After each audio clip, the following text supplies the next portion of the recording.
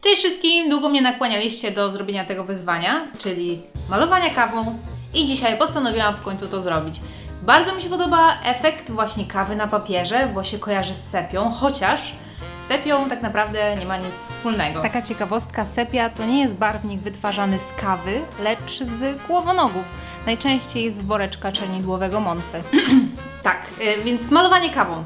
Technika jest bardzo prosta, bo działa praktycznie tak samo jak malowanie akwarelami. Jak się do tego zabrać, proszę Państwa, moimi? Ja postanowiłam mieć 3 filiżanki kawy, aby mieć różny stopień rozcieńczania barwnika, ale można to ogarnąć mając jedną filiżankę i kubeczek z wodą. Wtedy rozcieńczać wedle uznania na jakiejś powierzchni, która nie wchłonie wody. Najlepiej używać kawy rozpuszczalnej i zalewać ją wrzątkiem. Do pierwszej filiżanki dałam dużo kawy, a malutką ilość wody. W następnych ta proporcja się zmieniała, aby kolor był słabszy.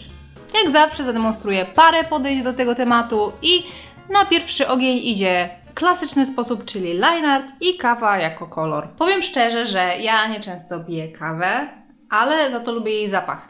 Jak ktoś potrzebuję jej ze względu na swoje ciśnienie, no to rozumiem. Natomiast nie podoba mi się korzystanie z niej jako pobudzacza i tak samo nie popieram używania energetyków. Może po prostu mój organizm ma wbudowany power mode, a może po prostu nigdy nie rozleniwiłam go właśnie takimi napojami i dlatego musiał się nauczyć sam sobie radzić. Tak czy siak, jeśli już, to piję kawę zbożową, bo podobno ona jest bardzo zdrowa i mój żołądek się wobec niej nie buntuje, więc jej! Przy malowaniu kawą fajnie jest zaznaczyć, że jest to napój, czyli coś, co może się ulać, chlapnąć. To pobudza skojarzenia z atmosferą zbudowaną wokół picia kawy, czyli takim relaksem, przerwą. Jeśli tych chlapnięć nie ma, to obrazek wygląda, jakby był namalowany zwykłą farbą. Natomiast jeżeli są, to wtedy uruchamia się cały ten proces wywoływania skojarzeń i wydaje mi się, że wtedy obraz jest tak cieplej przyjmowany.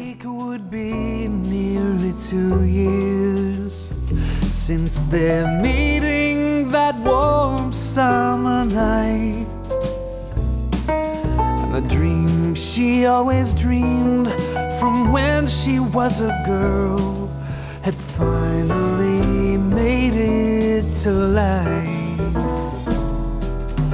When she arrived through the window she saw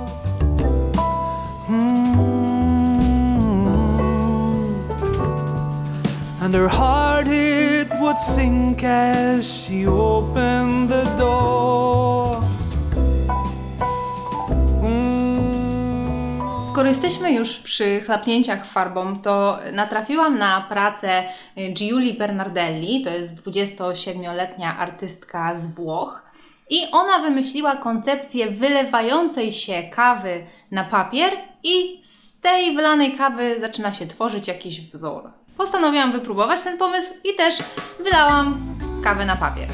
Użyłam papieru 250 g na metr kwadratowy, bo taki papier nie wchłania zbyt szybko wody i nie marszczy się za bardzo. Tutaj jak widać kawy jest trochę za dużo, więc musiałam zebrać nadmiar chusteczką. I zrobiłam też błąd, że nie rozdmuchałam tej cieczy, tylko przechyliłam papier. Kiedy się przechyla papier, jest mniejsza kontrola nad tym, w którą stronę rozleje się ciecz. Natomiast kiedy ją się rozdmuchuje, to po pierwsze ona rozpływa się wolniej, a po drugie łatwiej jest nadać kierunek.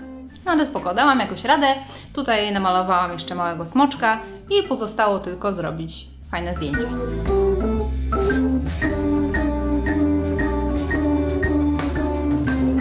Okej, było już chlapanie, ale wszystkim kawoszom znane są odciski po kubku z kawą. Można z takich odcisków stworzyć okulary, lupę, nie wiem, po prostu wszystko, co ma kształt koła.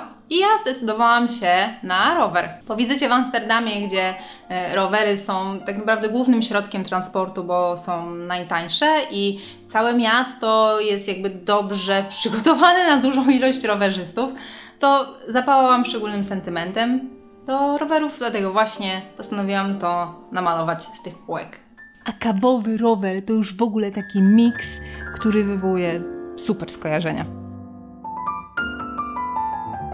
wymyśliłam jeszcze jeden sposób na kawowy obraz, bo skoro bawimy się koncepcją zdjęć gotowych prac, a nie skanów, to znaczy, że mogę wykorzystać też kawę w jej suchej postaci, czyli po prostu obsypać proszkiem gotową pracę. I wtedy taką kawę mogę zostawić rozsypaną lekko w nieładzie, ale mogę też ułożyć ją wedle własnego uznania suchym pędzelkiem.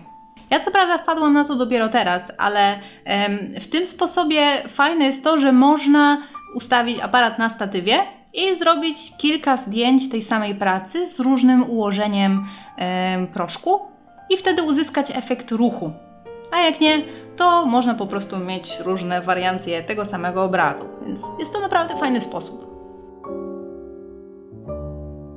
Jestem ciekawa, który z tych sposobów podobał Wam się najbardziej, więc dajcie mi znać w komentarzach. A tutaj są prace, które prosiłam w poprzednim odcinku, czyli malowanie białym na czarnym. Do następnego odcinka proszę o prace stworzone z kawy.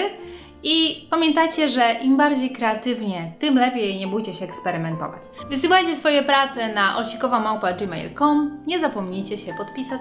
A my widzimy się za tydzień w czwartek o 18:00. Dziękuję za Waszą uwagę, trzymajcie się. No i pa!